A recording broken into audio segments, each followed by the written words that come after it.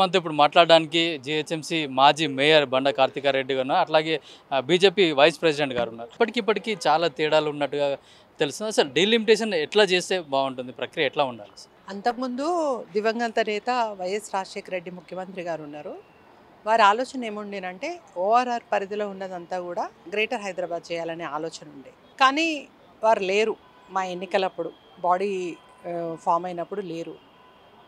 అప్పటికి ఇప్పటికున్న వ్యత్యాసము చాలా కనబడుతుంది. 12 మున్సిపాలిటీ విలీనం చేసినప్పుడు దానికి అదనంగా బడ్జెట్ ఇచ్చి దాన్ని అభివృద్ధి చేసిన తర్వాత దీంట్లో కలపడం జరిగింది. ఇప్పుడు దాదాపు 51 గ్రామ పంచాయతీలని 27 మున్సిపాలిటీస్ని ఇలా కలిపారు. ఎక్కడ కూడా అప్గ్రేడ్ కనబడతలేదు. ఈ విధంగా చేస్తే 300ని అసలు అన్సైంటిఫిక్ మోడల్గా, అదేవిధంగా అన్డెమోక్రటిక్గా అంటే ఇట్లా చేస్తున్నారు. ఆల్రెడీ 6,000 కోట్ల రూపాయల అప్పు ఉన్నది ఈరోజు జిహెచ్ఎంసీ. ఎక్కడ కూడా బడ్జెట్ సరిగ్గా లేదు. ఆగా మేఘాల మీద ఎందుకు చేసిండ్రో అది వాళ్ళకే తెలవాలి. ఈరోజు భారతీయ జనతా పార్టీ స్పష్టంగా చెప్తుంది, మీరు ఒక వర్గానికి సంబంధించిన వాళ్ళకి వ్యత్యాసం పలుకుంటూ వాళ్ళకి మేలు చేయాలని, రేపు భవిష్యత్తులో వాళ్ళు కార్పొరేటర్లు, ఆ వర్గానికి సంబంధించిన, ఆ పార్టీకి సంబంధించిన వాళ్ళు కార్పొరేటర్లు కావాలనే ఆలోచనతోనే ఈరోజు ఈ డీలిమిటేషన్ చేశారు. డీలిమిటేషన్స్లలో ఒక్కొక్క వార్డుకి ఒక 2 ఎంపీలు వచ్చేటట్టు, ఒక 2 ఎమ్మెల్యేలు వచ్చేటట్టు ఈ విధంగా చేస్తున్నారు. అది చాలా అన్సైంటిఫిక్గా. మరి అవన్నీ కూడా వారి దృష్టికి తీసుకుపోవడం జరిగింది, కమిషనర్ గారి దృష్టికి. తప్పకుండా అవన్నీ సరిచేస్తారని వారు చెప్పడం జరిగింది. మరి భవిష్యత్తులో ఇట్లాంటి ఏవైతే ఉన్నాయో ఇవన్నీ లేకుండా రేపు 16వ తారీఖున కూడా వీళ్ళకి కౌన్సిల్ పెట్టి దాంట్లో కూడా చేస్తామని చెప్పిండ్రు. మరి మొన్న 26వ తారీఖు కౌన్సిల్ పెట్టి 2 కోట్ల రూపాయలు వీళ్ళకి కార్పొరేటర్ బడ్జెట్గా అనౌన్స్ చేశారు. అంటే 2 ఏళ్ళ నుంచి పడుకున్నారు కాంగ్రెస్ పార్టీ వాళ్ళు. 2 నెలలు ఉండే ముందు వీళ్ళకి అనౌన్స్ చేశారు. అది కూడా వీళ్ళు టెండర్ ప్రాసెస్ అయ్యి కాంట్రాక్టర్లు వచ్చి ఇంప్లిమెంట్ అయ్యేసరికి వీళ్ళ పుణ్యకాలం కాస్త జరిగిపోతుంది. అంటే ఎందుకు ఇచ్చిండ్రు? 6,000 కోట్ల రూపాయల అప్పే ఉంది మీకు. ఎందుకు ఎక్స్పాన్షన్ చేస్తున్నారు 150 నుంచి 300కి? మరి ఇప్పుడు రానున్న ఎలక్షన్ల కోసం అనుకోవచ్చు. జిహెచ్ఎంసీ ఎన్నిక ఫిబ్రవరితో కంప్లీట్ అవుతుంది కదా సార్? జిహెచ్ఎంసీ ఎన్నికలే అనుకోవచ్చు. కానీ మీరు ఒక సైంటిఫిక్ మోడల్గా చేస్తే దానికి వ్యత్యాసం పలుకుతారు.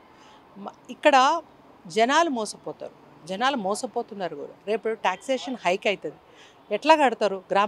సర్పంచ్లు, గ్రామ పంచాయతీల నుంచి ట్యాక్సులు, ఆ ఊర్లలో ఉన్న ట్యాక్స్ అదే ఉంటుంది, ఇక్కడ జిహెచ్ఎంసీలో ఉన్న ట్యాక్స్ అదే ఉంటే ఏ విధంగా కడతారు? ఒక యూనిఫామిటీ తీసుకురావాల్సిన అవసరం ఉంది. దాని మీద మేము కమిషనర్ గారికి రిప్రజెంటేషన్ ఇవ్వడం జరిగింది. డీలిమిటేషన్ చేసినప్పుడు కూడా జనాభా ప్రాతిపదిక కానీ జియోగ్రాఫికల్ ప్రాతిపదిక కానీ చేస్తారు. కానీ ఇక్కడ జిహెచ్ఎంసీలు ఇప్పుడు చేసిన డీలిమిటేషన్ అవి రెండింటిని కూడా పక్కన పెట్టి వాళ్ళు ఇష్టానుసారంగా చేసినట్టుగా తెలుస్తుంది. నేను అదే చెప్తున్నా కదా, ఒక వర్గానికి వ్యత్యాసం పలుకుతూ వారికి మమ అనుకుంటూ చేస్తున్నారు. ఇప్పుడు చూస్తే ఉన్న ఎగ్జిస్టింగ్ కార్పొరేటర్ డివిజన్లను కూడా ముక్కలు చెక్కలు చేసి ఆ వర్గానికి మేలు జరిగేటట్టు, ఆ వర్గం గెలిచేటట్టు, ఆ వర్గానికి సపోర్ట్ చేసేటట్టు ఈరోజు వాళ్ళు ఈ డీలిమిటేషన్ ప్రాసెస్ స్టార్ట్ చేశారు.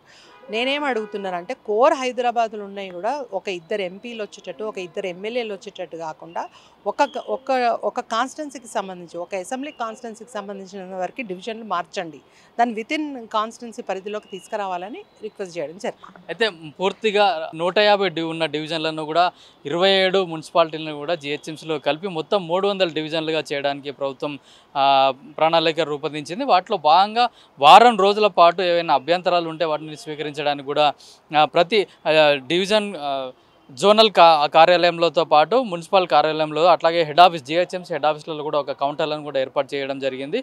వారం రోజులు వాళ్ళకు అభ్యంతరాలు స్వీకరించడానికి కూడా వాళ్ళు పర్మిషన్ ఇవ్వడం జరిగింది. ఆ వారం రోజులలో తీసుకున్న అప్లికేషన్లను కూడా మరో వారం రోజుల పాటు వాటన్నింటినీ కూడా చెక్ చేసి ప్రభుత్వానికి నివేదిక ఇవ్వనున్నారు. అయితే జిహెచ్ఎంసీ డీలిమినేషన్ కూడా ఒక ప్రణాళిక ప్రకారంగా జరగలేదు, ప్రణాళిక ప్రకారంగా జరగాలి, కేవలం ఒక పార్టీకి అనుకూలంగా మాత్రమే డీలిమిటేషన్ జరిగిందని చెప్పేసి కూడా బీజేపీ నాయకులు ఆరోపిస్తున్నారు. ఒకవేళ ఇవన్నీ కనుక సరి చేయకపోతే భవిష్యత్తులో తీవ్ర పరిణామాలు ఉంటాయి, ఉద్యమ బాట పడతామని చెప్పి కూడా బీజేపీ నాయకులు చెప్తున్నారు. కెమెరామెన్ కిరణ్తో కిరణ్ కుమార్, పల్లవి టీవీ, జిహెచ్ఎంసీ హైదరాబాద్.